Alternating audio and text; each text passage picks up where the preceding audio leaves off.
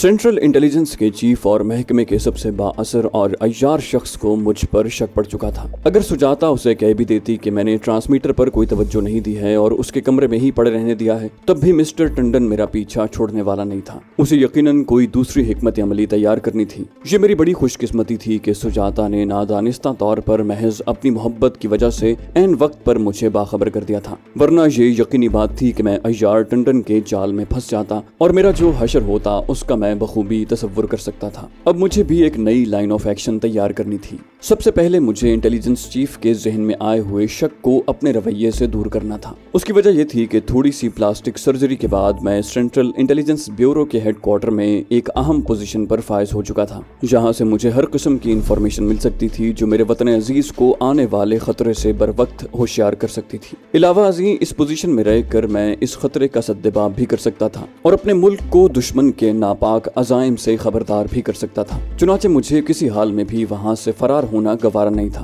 अब जरूरी हो गया था कि मैं अपने तर्ज अमल से मिस्टर टंडन पर दोबारा ये असर जमाऊं कि मैं एक मुहिब वतन भारतीय अफसर हूं और भारत माता के लिए अपनी जान भी कुर्बान कर सकता हूं। इस सिलसिले में मुझे मोहतात रवैया इख्तियार करने की भी जरूरत थी। 2 दिन बाद सुजाता शाम को मेरे यहाँ आई। उसने बताया कि मिस्टर टंडन ने मेरा रद्द अमल मालूम करने के लिए मुझे अपने दफ्तर बुलाया था। मैंने उन्हें यही कहा कि किशन जी ने ट्रांसमीटर देख कर कहा कि मैं ये बेकार शय यहाँ किस लिए ले आई हूँ। सुजाता ने अपनी गुफ्तगू से इंटेलिजेंस चीफ को अपने तौर पर बावर करवा दिया कि कैप्टन किशन मेहता ने ट्रांसमीटर में कोई दिलचस्पी नहीं ली और ट्रांसमीटर मेरे कमरे में वैसे ही पड़ा रहा। चुनाचे मिस्टर टंडन ने अपना आदमी सुजाता के साथ भेजकर ट्रांसमीटर सेट वापस मंगवा लिया था। टंडन का एक वार खाली गया था। उसे यकीनन दूसरा वार भी करना था जो पहले वार से शदीद होता। मैं चूंकि चौकस हो चुका था, इसलिए यकीनी बात थी कि उसका दूसरा वार भी खाली जाता। दूसरी जानिब मैंने दफ्तर के काम में ज्यादा दिलचस्पी लेनी शुरू कर दी। उन दिनों पंजाब में सिखों का एजुटेशन जोरों पर था। खालिस्तान तहरीक के लीडर संत भिंडारा वाला ने दरबार साहब के अंदर अकाल तख्त पर कब्जा जमा रखा था और हर रोज वहां से इंदिरा गांधी की हुकूमत के खिलाफ और खालिस्तान की हिमायत में एक हंगामा खेज बयान जारी किया जाता।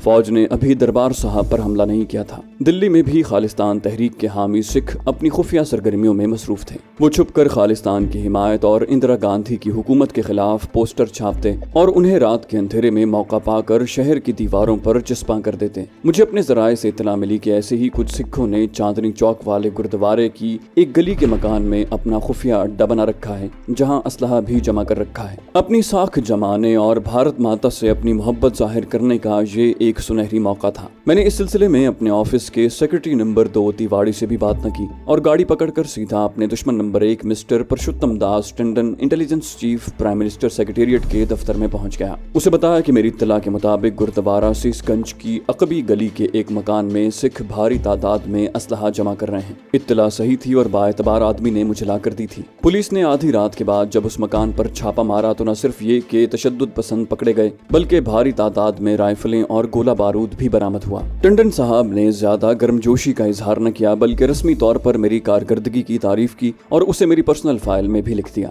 मैंने भी ज्यादा इनाम के लिए इसरार न किया। एक बार मैं फिर दफ्तरी काम में जुट गया। अब मैं ज्यादा देर तक दफ्तर में नहीं बैठता था। छुट्टी के बाद फौरन वापस अपने घर चला जाता या कभी अपनी बहन कृष्णा कुमारी के यहाँ चला जाता और कभी सुजाता के साथ तफरीह वगैरह के लिए निकल जाता। लेकिन मैं महसूस कर रहा था कि मेरा पीछा किया जा रहा है। अगर मैं कमांडो न होता और इतने अरसे से इंटेलिजेंस के शोबे से मुंसलिक न होता तो मुमकिन था कि मैं इस तब्दीली को महसूस न करता, क्योंकि मिस्टर टंडन ने मेरे पीछे ऐसे आदमी लगा दिए थे जिन्हें मैं नहीं जानता था। ये आदमी उसने शायद दूसरे सूबे से मंगवाए थे। दफ्तर से मैं जब भी वापस घर जाता और घर से निकलकर अपनी नाम नेहाद बहन कृष्णा कुमारी या मंगेतर सुजाता के साथ किसी होटल या सिनेमा हॉल की तरफ तफरीह की गरज से जाता तो मुझे महसूस होता कि हर बार कोई शख्स मेरा बराबर पीछा कर रहा है। कभी मैं उसे किसी पार्क की नुक्कड़ पर देखता, कभी वो मुझे सिनेमा हॉल के बाहर टिकट खरीदते हुए मिलता, कभी वो देहाती लिबास में मेरे करीब से गुजर जाता। हर बार एक नया आदमी होता। मैं उनकी तरफ बिल्कुल ध्यान न देता और अपने रवैये से ये जाहिर करता कि मुझे उनकी मौजूदगी का कोई एहसास नहीं।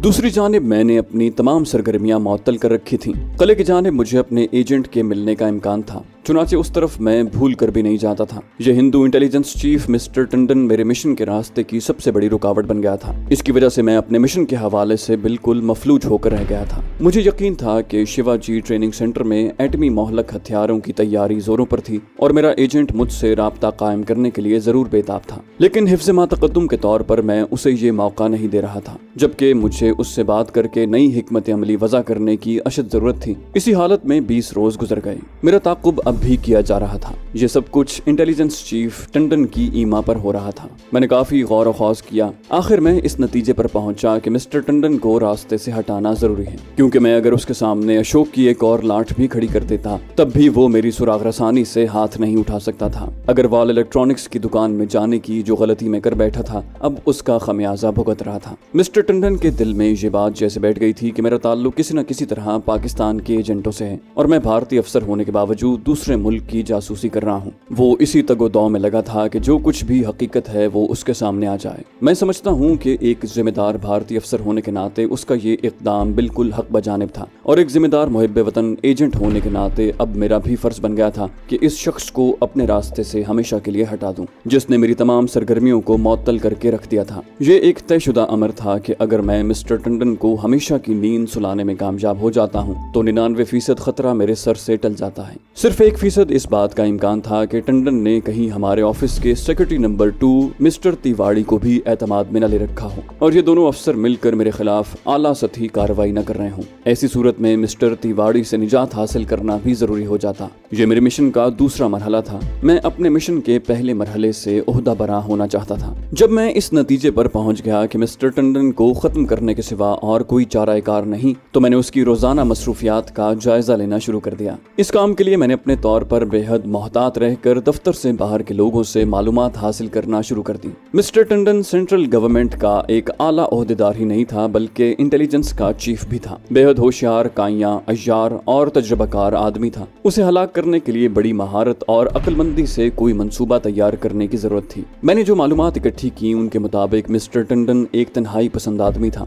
वो दावतों वगैरह में नहीं जाता था। ऑफिसर्स मेस का वो रुकन जरूर था, मगर उनके यहाँ साल में शायद एक ही बार गया हो। उसकी कोठी संसद मार्ग पर वाक़ थी, जहाँ वो अपनी बीवी, बहू और एक ज़ेर तालीम लड़की के साथ रहता था। वो कभी फिल्म देखने भी सिनेमा हाउस में नहीं जाता था। दफ्तर से वापस आकर वो घर पर ही अपनी पोती पोते से जी बहलाता। वो संस्कृत जबान भी जानता था और अक्सर शंकराचार्य की किताबें उसके ज़ेर मुताला रहती। इन तमाम मालूमात में सिर्फ एक इन्फॉर्मेशन मेरे काम की थी और वो ये कि मिस्टर टंडन सुबह को सैर करने जरूर जाता था। मेरे लिए मिस्टर टंडन को दबोचने का यही एक मौका था, लेकिन ये काम इसलिए ज्यादा खतरनाक था कि मिस्टर टंडन के हुक्म से खुद मेरी निगरानी की जा रही थी। अगर मैं किसी रोज सुबह के वक्त घर से निकलता हूँ तो लाजमी तौर पर टंडन का जासूस मेरा पीछा करने लगेगा और वो इस कत्ल का ऐनी गवाह बन जाएगा। बल्कि बहुत मुमकिन है कि वो मुझे ऐसा करने ही न दे, क्योंकि इंटेलिजेंस का कोई आदमी ऐसा नहीं होता जो अपनी ड्यूटी पर हो और उसके पास पिस्तौल ना हो। चुनाचे सबसे पहले मुझे अपने पीछे लगे हुए आदमी से जान छुड़ानी थी।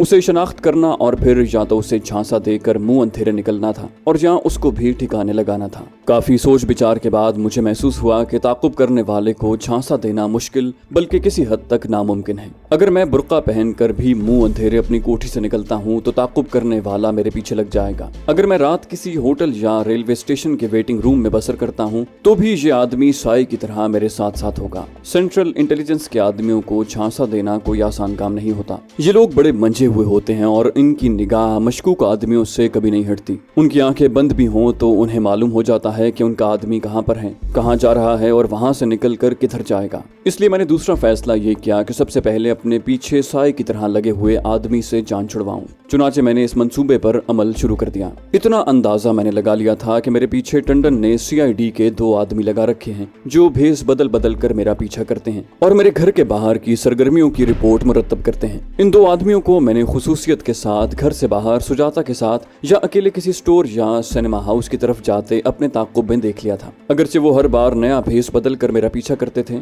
इसके बावजूद मैं उनकी शक्ल सूरत से शनासा हो गया था। मिस्टर टंडन जिस सड़क पर रिहाइश पजीर थे वहाँ करीब ही कई पार्क थे। एक बाग पार्लियामेंट हाउस के पीछे कुछ फासले पर था। मिस्टर टंडन उस बाग में सुबह सुबह सैर के लिए जाते। एक रात पिछले पहर में भी उठ बैठा। जब सुबह का उजाला फैलने में थोड़ी देर रह गई तो मैंने गाड़ी की चाबी निकाली और पार्लियामेंट हाउस के बाग में आ गया। गाड़ी एक तरफ खड़ी की और दरख्तों में जाकर दौड़ लगानी शुरू कर दी। मैंने अपने मकान से निकलते ही थोड़ी देर बाद एक स्कूटर सवार को अपने पीछे आते देख लिया था। वो मेरे पीछे कुछ फासला रख कर चला रहा था। मैं जब पार्लियामेंट हाउस के अकबी बाग के दरख्तों के दरमियान वाली रविश पर दौड़ लगा रहा था तो मैंने नीम अंधेरे में दूर बाग की रविश के किनारे एक स्कूटर के रुकने की आवाज सुनी। मेरा जासूस पीछा करता वहां पहुंच चुका था, मगर आज मुझे उसकी कोई फिक्र नहीं थी। आज मैं अपने दुश्मन नंबर 1 यानी मिस्टर टंडन की नकलो हरकत नोट करने आया था। मैं जानबूझकर बाग के उस हिस्से की तरफ दौड़ लगा रहा था जो पार्लियामेंट रोड के मुखालिफ समत थी, ताकि मिस्टर टंडन सैर के लिए बाग में दाखिल हों तो उन्हें देख लूं,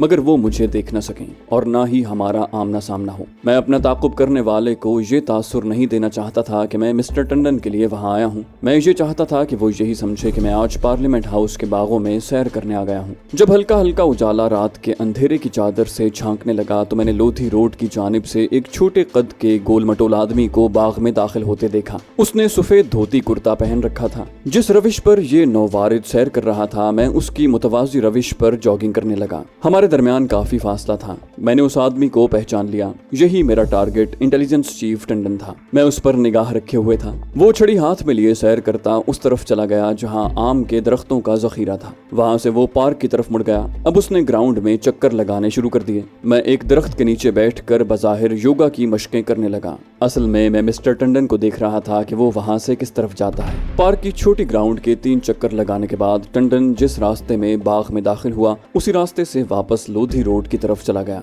उस पर हमला करने के लिए मैंने दरख्तों को चुन लिया था। सिर्फ वही एक मकाम था कि जहां से मैं उस पर हमलावर हो सकता था। मैं उसके सामने नहीं आना चाहता था। मुझे खतरा था कि अगर मेरी किसी गलती की वजह से मिस्टर टंडन हलाक होने से बच गया या उसके शोर मचाने पर लोग वहां आ गए तो फिर मेरा बचना मुहाल था। मैंने अपने जहन में पूरी स्कीम तैयार कर ली और थोड़ी देर तक योगा की वर्जिश करने के बाद मैं बाग से निकलकर गाड़ी में बैठा और अपने मोती नगर वाले बंगले की तरफ चल दिया। बड़ी सड़क पर आकर मैंने शीशे से पीछे देखा। कुछ फासले पर मेरी निगरानी करने वाला जासूस स्कूटर पर सवार चला रहा था। सबसे पहले मुझे इस कमबख्त से पीछा छुड़ाना था। ये भूत की तरह मेरे पीछे लग गया था। इसके होते हुए मैं मिस्टर टंडन का कुछ नहीं बिगाड़ सकता था। मेरे पास सिवाय एक चाकू के और कुछ नहीं था। चाकू मैं इस्तेमाल नहीं कर सकता था क्योंकि खून के धब्बे और ऐन मौके पर जासूस की चीखें मेरे लिए मसाइल खड़े कर सकती थी। मेरे लिए यही बेहतर था कि मैं एक ही झटके से यानी कमांडो के मखसूस तरीके से उसे हलाक करूं। अब ये सवाल था कि इस जासूस को कैसे धोखा दिया जाए। इसका काम तमाम करने के लिए भी सुबह का वक्त ही मौजूद था। काफी सोच विचार के बाद आखिर मेरे दिमाग में एक स्कीम आ गई। इतना मुझे मालूम था कि वो रात को मेरे पीछे होता है। उसकी ड्यूटी रात को मेरे साथ होती है। दूसरा सुराग रसां अगले दिन 8 बजे अपनी ड्यूटी संभालता है। मुझे ये भी मालूम था कि अगर मैं रात के 1 बजे भी अपने घर से निकलूंगा तो ये भूत की तरह मेरे पीछे लग जाएगा। मैं जहाँ जाऊंगा वो मेरा ताकुब करता वहीं पहुंच जाएगा। मैं उसे शहर की गुंजान आबादी से दूर ले जाकर उसका काम तमाम करना चाहता था। उसके लिए मैंने एक मंसूबा तैयार कर लिया। मैं उसे पार्लियामेंट हाउस वाले पार्क और बागात से ज्यादा दूर नहीं ले जा सकता था क्योंकि उससे निजात हासिल करने के बाद मुझे मिस्टर टंडन पर हमला करना था। अगर मैं अपने पीछे लगे सुराग रसां को खत्म कर देता हूँ और मिस्टर टंडन को हलाक करने में कामयाब नहीं होता तो मैं किसी मुसीबत में फंस सकता था। चुनाचे जरूरी था कि दोनों दुश्मन थोड़े थोड़े वक्फे के बाद उसी रात मौत की नींद सुला दिए जाएं। ये काम दिन का उजाला फैलने से पहले पहले होना चाहिए था। मैंने रात 1 बजे का अलार्म लगाया और 8 बजे ही खाना खाकर सो गया। नौकरानी और खानसामा को मैंने सरे शाम ही छुट्टी दे दी।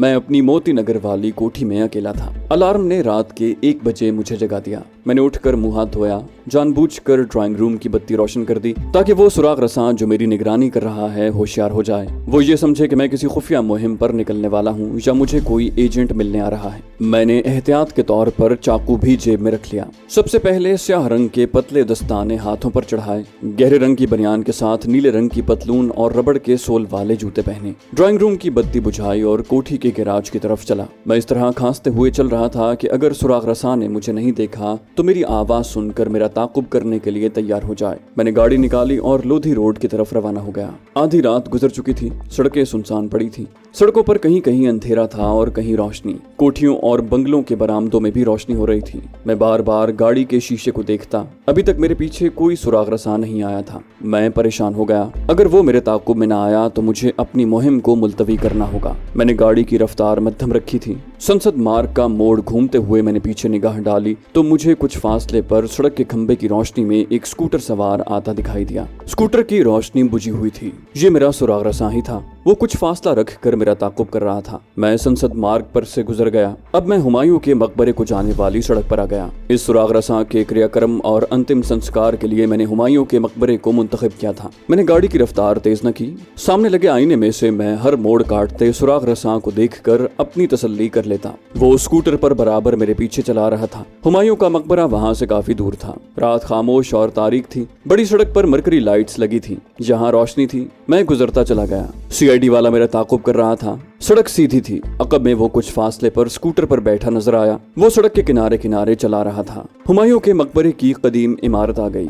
ये वो अजीमुशान तारीखी इमारत थी जहां हिंदुस्तान के आखिरी फरमारवा बहादुर शाह जफर ने पनाह ली थी। मकबरे की बुलंद कामत पुरशिको इमारत सितारों की रोशनी में भूतों का मस्कन लग रही थी। उसके सामने वाले पार्क में कहीं कहीं रोशनी हो रही थी। अकबी हिस्सा तारीकी में डूबा हुआ था। मैंने गाड़ी पार्क की कुशादा जगह पर एक तरफ खड़ी कर दी। दरवाजे को बंद करके ताला लगाया और कस्तन अपने अंदाज को पुरस्कार बनाता हुआ मकबरे की तरफ बढ़ा। मुझे कुछ फासले पर स्कूटर के इंजन के बंद होने की आवाज सुनाई दी। मकबरे में ऐसी ऐसी भूल भुलैया थी कि वहां बड़ी आसानी से एक आदमी को ठिकाने लगाया जा सकता था। ये मेरी खुशकिस्मती थी कि उस वक्त मकबरे का चौकीदार भी कहीं लंबी तान कर सो रहा था। मैं बाग की संगीन रविश पर से होता हुआ कुशादा चबूतरे पर से गुजर कर मकबरे के ठंडे और अजीमुशान हॉल में दाखिल हो गया। हॉल में दाखिल होते ही मैं बिजली की तेजी के साथ बाएं तरफ को एक मेहराब की आड़ में हो गया और पीछे उस रविश की तरफ देखने लगा जहां से गुजर कर आया था। मुझे यकीन था कि सीआईडी वाला सुराग रसा मेरे पीछे जरूर आएगा, मगर पार्क की रविश सितारों की रोशनी में वीरान थी।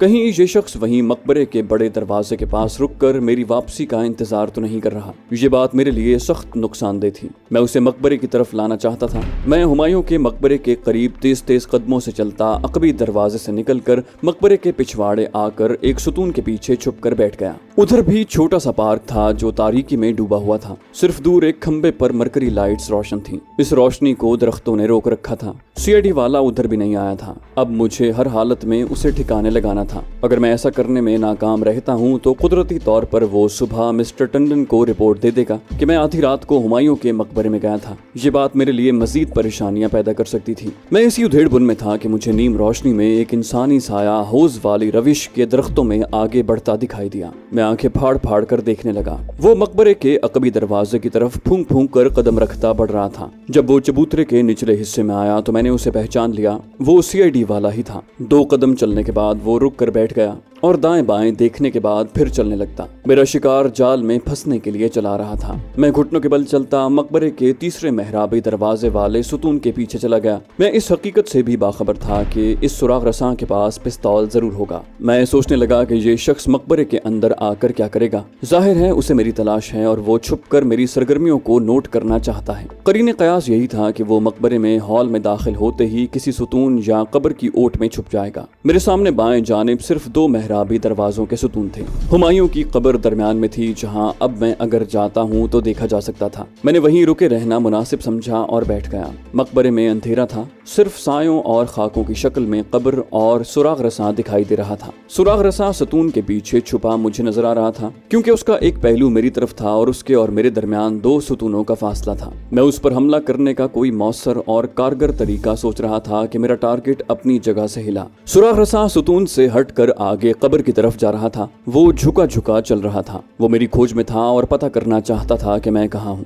मैं बेआवाज कदम उठाता दूसरे और फिर तीसरे सुतून के अकब में आ गया। खुदा जाने उसे कैसे मेरी आहट महसूस हो गई थी। हालांकि मेरे जूते रबड़ के थे। उसने तेजी से पलट कर देखा। मैं सुतून के पीछे छुप गया था। मुझे कुछ मालूम नहीं था कि उसके दिल में क्या है। वो जल्दी से अकबी मेहराबी दरवाजे की तरफ चल पड़ा। 3 सेकंड के बाद उसे मेरे सुतून के करीब से गुजरना था। जो ही वो मेरे सुतून के करीब से निकला मैंने उस पर छलांग लगा दी। इस छलांग के 3 एक्शन थे। छलांग लगाना, दुश्मन को दबोचना और उसकी गर्दन को अपने शिकंजे में लेकर जोर से झटका देना। ये कमांडो एक्शन था और इस खतरनाक एक्शन से किसी सुराग रसा का बच निकलना नामुमकिन था। वो मेरे साथ ही संगे मरमर के फर्श पर गिरा। मैंने पहले ही से एहतमाम कर लिया था कि اس کی آواز نہ نکلے۔ اس کی گردن میرے بازو کے شکنجے میں تھی اور میں اسے یک کے بعد دیگرے 3 زبردست جھٹکے دے چکا تھا۔ میرا حملہ اس قدر اچانک اور زوردار تھا کہ اسے سنبھلنے کا موقع ہی نہ مل سکا۔ جب مجھے یقین ہو گیا کہ دشمن کے سانس کی آمد و رفت کا سلسلہ ختم ہو چکا ہے تو میں نے آہستہ سے اپنا بازو اس کی گردن سے نکال لیا۔ وہ ایک طرف کو لڑک گیا۔